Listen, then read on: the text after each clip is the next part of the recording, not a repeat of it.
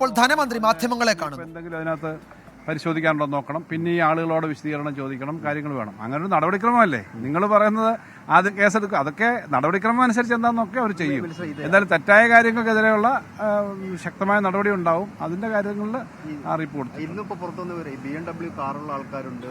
അല്ല, അതൊക്കെ ഒരു ഇതുമായി ബന്ധപ്പെട്ട് ഈ പറഞ്ഞ കാര്യവുമായി ബന്ധപ്പെട്ടല്ല, ബോധപൂർവം ഉണ്ടാവുന്നതാണ്. ഈ സൂചിപ്പിച്ച കേസ് ബോധപൂർവ്വം ഈ കോട്ടക്കലിലെ വിഷയം, കോട്ടക്കൽ നഗരസഭയുമായി ബന്ധപ്പെട്ട് അത് ചില സ്ഥലങ്ങളിലൊക്കെ ഇങ്ങനെ പൈലറ്റ് അടിസ്ഥാനത്തിൽ ചില പരിശോധനകൾ നടത്തും, റാൻഡം ചെക്കിംഗ്. കാരണം ഇത്രയേറെ ആളുകളുണ്ട് അതിനകത്ത്. ഈ 1,00,000 രൂപയാണ് വരുമാനം, അങ്ങനെയുള്ള പല ക്രൈറ്റീരിയ ഉണ്ട്. ആ ക്രൈറ്റീരിയ അല്ലാതെ മേടിക്കുന്ന ആളുകളുണ്ടെങ്കിൽ അതിനകത്ത് ചെയ്ത ആളുകൾ, അത് കൊടുത്ത് വാങ്ങുന്ന ആളുകൾ, അതിന്റെ ഉത്തരവാദിത്വം വഹിച്ച ഉദ്യോഗസ്ഥരൊക്കെ അത്തരം കാര്യങ്ങൾ ഉത്തരവാദിത്വമുണ്ട്. അപ്പോൾ അതിനെ സംബന്ധിച്ചൊക്കെ പല റിപ്പോർട്ടുകൾ വരുന്നുണ്ട്. അതൊക്കെ ഇങ്ങനെ പോകുന്നുണ്ട്. അതിപ്പോൾ ഇതിന്റെ ഭാഗമായിട്ട് നിങ്ങൾ അതുകൂടെ കൊടുത്തതേ ഉള്ളൂ. അല്ല, അത്തരം കാര്യങ്ങളെ സംബന്ധിച്ച് അന്വേഷിച്ചിട്ട് അത് ഉദ്യോഗസ്ഥ, അത് വേറൊരു കേസാണ്. രണ്ട് തരം കേസുകളാണ്. അപ്പൊ അത് സംബന്ധിച്ച് അതും നോക്കാൻ വേണ്ടിയിട്ട് അയച്ചിട്ടേ ഉള്ളൂ. സ്പാർക്കി ക്രമക്കേടെന്നൊന്നും പറയാൻ പറ്റില്ല. സ്പാർക്ക് ക്രമക്കേടല്ല. അതിപ്പോ ഇത് ഓരോ കേസെടുത്ത് നോക്കിയാൽ അറിയൂ. ഇപ്പൊ ഒരാള് സർവീസിൽ കയറുന്നതിന് മുമ്പ് ഇത് ഈ സാമൂഹ്യക്ഷേമ പെൻഷൻ 60 വയസ്സ് കഴിഞ്ഞുള്ള പെൻഷൻ അല്ല എന്ന് ആദ്യം മനസ്സിലാക്കണം. പൊതുവിൽ ഇനി അത്തരം ഫോർജറി ഉണ്ടോയെന്ന് അറിയില്ല. പക്ഷേ അവർ ജോലിക്ക് കയറി കഴിഞ്ഞാൽ ഓരോ വർഷവും അവർ മസ്റ്ററിങ് നടത്തുമ്പോഴത്തേക്ക് ഞാൻ മറ്റൊന്നും വാങ്ങുന്നില്ല എന്നുള്ള അടിസ്ഥാനത്തിലാണ് മസ്റ്ററിങ് നടത്തുന്നത്. ആ ഉത്തരവാദിത്വം അവർ കാണിച്ചിട്ടുണ്ടോ?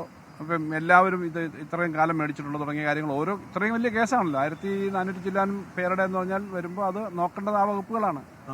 അതാണ് ജീവനക്കാർ സംഘടന പറയുന്ന പ്രധാനപ്പെട്ട ഒരു പ്രശ്നം. ഈ 1458 പേരുടെ ജീവനക്കാരുടെ കാര്യം ചൂണ്ടിക്കാട്ടിക്കൊണ്ട് മൊത്തം സർക്കാർ ജീവനക്കാരെയും എന്തുകൊണ്ട് പേരുകൾ പുറത്തുവിടുന്നില്ല എന്ന് ചോദിക്കുന്നുണ്ട്. ഇത് അങ്ങനെ ഒരു സംഘടനയുടെ സ്റ്റേറ്റ്മെന്റ് ഞാൻ കണ്ടു. എന്തിനാണ് അവർ അങ്ങനെ ഒരു സ്റ്റേറ്റ്മെന്റ് കൊടുത്തതെന്ന് എനിക്ക് മനസ്സിലായില്ല. ഇത് നേരത്തെ നിങ്ങൾ പറഞ്ഞില്ലേ ഒരു മുനിസിപ്പാലിറ്റിയിലെ, ഞാൻ ഒരു മുനിസിപ്പാലിറ്റി എൻ്റെ അടുത്ത് പല സ്ഥലത്തും ഉള്ളതുണ്ട്. അതൊന്നും അങ്ങനെ വെറുതെ പറയാൻ പാടില്ല എന്നുള്ളതുകൊണ്ട് തന്നെയാണ് ഇത് പറയാത്തത്. നമ്മളിപ്പോൾ ആളുകളുടെ പേരുകൾ കൃത്യമായി അന്വേഷിക്കാതെ, പ്രാഥമിക അന്വേഷണം വന്നിട്ടുണ്ട്, എന്നാലും ഡിപ്പാർട്ട്മെന്റ് ആണല്ലോ അത് പരിശോധിക്കുന്നത്. ഡിപ്പാർട്ട്മെന്റ് പരിശോധിച്ചാൽ നോക്കാതെ വെറുതെ ആ കാര്യങ്ങൾ പറഞ്ഞിട്ട് ആളുകളെ പ്രതിസ്ഥാനത്തിടാൻ പാടില്ല. ഇത് ജീവനക്കാരുടെ സംഘടനയ്ക്കാണ് തോന്നേണ്ട കാര്യം. എന്താ തെറ്റായ കാര്യം ആര് കാണിച്ചാലും അത് ഞങ്ങൾ അംഗീകരിക്കുന്നില്ല എന്നല്ലേ ആ സംഘടനകൾ പറയണ്ടേ? തെറ്റായ കാര്യം വളരെ ചെറിയൊരു വിഭാഗമായിരിക്കും കാണിക്കുന്നത്. അതുകൊണ്ട് മറ്റു ജീവനക്കാർ ഉത്തരവാദിയാണോ? അല്ലല്ലോ. അതുകൊണ്ട് ആ സംഘടന എന്തുകൊണ്ടാണ് അത് പറഞ്ഞതെന്ന് എനിക്ക് മനസ്സിലാവുന്നില്ല. ഞാൻ ആ സ്റ്റേറ്റ്മെന്റ് കണ്ടു. ഇത് ആ ഒരു വകുപ്പ് ഹെൽത്ത് ഡിപ്പാർട്ട്മെന്റ് ആണെങ്കിൽ ഹെൽത്ത് ഡിപ്പാർട്ട്മെന്റിലെ കൺസേൺഡ് ആ ഉദ്യോഗസ്ഥരെ സംബന്ധിച്ച് അവരത് ചോദിച്ച് അതിനെടുക്കുക എന്നുള്ളതല്ലേ. നമ്മൾ ഇതിനകത്ത് എല്ലാവർക്കും ഒരു യോജിപ്പുണ്ടല്ലോ. തെറ്റായി ഇങ്ങനെ ഏറ്റവും സാധാരണക്കാർക്ക് കിട്ടേണ്ട സഹായത്തെ തടയാൻ വേണ്ടി നിലപാടെടുക്കാൻ പാടില്ല. അല്ലെങ്കിൽ അത് തെറ്റായി നമ്മൾ വേറെ ഒരാൾ എടുക്കാൻ പാടില്ല. അത് തെറ്റാണ്.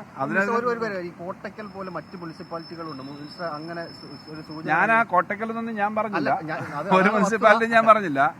അതിപ്പം ഏത് മുനിസിപ്പാലിറ്റിയിലും കോർപ്പറേഷനിലും പഞ്ചായത്തിലും എടുത്താലും തെറ്റായ ആളുകൾ ചെയ്യുന്നുണ്ടെങ്കിൽ, അത് വാങ്ങുന്നുണ്ടെങ്കിൽ അത് ഒഴിവാക്കേണ്ടതാണ്. അവർ തന്നെ വാസ്തവത്തിൽ ഇത്തരം സംഭവങ്ങൾ അറിഞ്ഞിട്ട് ഞങ്ങൾക്ക് ഇത് വാങ്ങേണ്ടതില്ല എന്ന് സ്വയം തോന്നേണ്ട ഒരു കാലമാണ്. കാരണം അത്രയേറെ ആളുകൾ വാങ്ങുന്നതിനകത്ത് തെറ്റായിട്ട് പലരും കടന്നു വരാം. അത് പരിശോധിക്കപ്പെടും, സാമൂഹ്യമായി നോക്കും. നിങ്ങളുടെ പഞ്ചായത്ത് വാർഡിൽ ഉള്ള ആളുകൾ ചെറിയ നമ്പറല്ല. ഒരു അസംബ്ലി മണ്ഡലമൊക്കെ വരുമ്പോൾ 40,000 45,000 പേര് പെൻഷൻ വാങ്ങുന്നുണ്ടാവും. അല്ലെങ്കിൽ കേരളത്തിലാകെ വന്ന 62 ലക്ഷം പേര് വാങ്ങുന്നുണ്ടാവും. അതിനകത്ത് ചെറിയ തെറ്റുകളുള്ള സംഭവങ്ങളുണ്ടെങ്കിൽ അത് നോക്കേണ്ടതാണെന്ന് പട്ടിക ഒന്ന് ക്ലീൻ ചെയ്തെടുക്കാൻ ആലോചിക്കുന്നുണ്ട്. അത് ഇത് പൊതുവിൽ എല്ലായിടത്തും പരിശോധിക്കുക. ഇത് പുതിയൊരു കാര്യമല്ല. ഇതിപ്പോൾ വന്നുകൊണ്ടും നിങ്ങൾ റിപ്പോർട്ട് കണ്ടതുകൊണ്ടാണ്. സാധാരണ ആ പരിശോധന നടക്കുന്നുണ്ട്. ആ പരിശോധന മസ്റ്ററിങ് അതാണ്. മരിച്ചുപോയ ആളുകൾ പലപ്പോഴും മസ്റ്റർ ചെയ്തില്ലെങ്കിൽ അവരുടെ അക്കൗണ്ടിലേക്ക് പണം പൊയ്ക്കൊണ്ടിരിക്കും. അതിനൊക്കെയാണ് ഇത് ചെയ്യുന്നത്. ഈ വകുപ്പുകൾ ആണ് നടപടിയെടുക്കേണ്ടത് പറഞ്ഞു. ഈ വകുപ്പുകൾക്ക് ഈ ലിസ്റ്റും പേര് വിവരങ്ങളൊക്കെ കൈമാറിയോ? ഇത് അതത് വകുപ്പുകളോടാണ് അത് ആവശ്യപ്പെട്ടിരിക്കുന്നത്. അതങ്ങോട്ട് കൈമാറാൻ വേണ്ടി ഫയൽ പോയിട്ടുണ്ട്.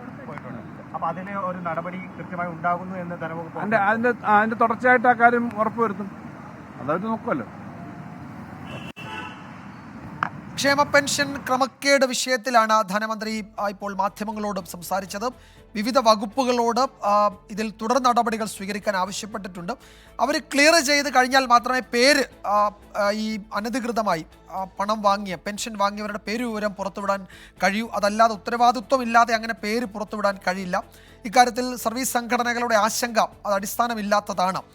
തെറ്റ് ചെയ്തവരുണ്ടെങ്കിൽ അവരെ പിന്തുണയ്ക്കില്ല എന്നാണ് സർവീസ് സംഘടനകൾ പറയേണ്ടത് എന്നാണ് ഇപ്പോൾ ധനമന്ത്രി പറഞ്ഞത്. ഇക്കാര്യത്തിൽ പരിശോധന അന്വേഷണമൊക്കെ തുടരും. ഏതെങ്കിലും ഒരു മുനിസിപ്പാലിറ്റിയുടെ കാര്യമൊന്നും സർക്കാർ പറഞ്ഞിട്ടില്ല. അത്തരം പരിശോധന തുടരും എന്നാണ് ധനമന്ത്രി ഇപ്പോൾ വിശദീകരിച്ചത്.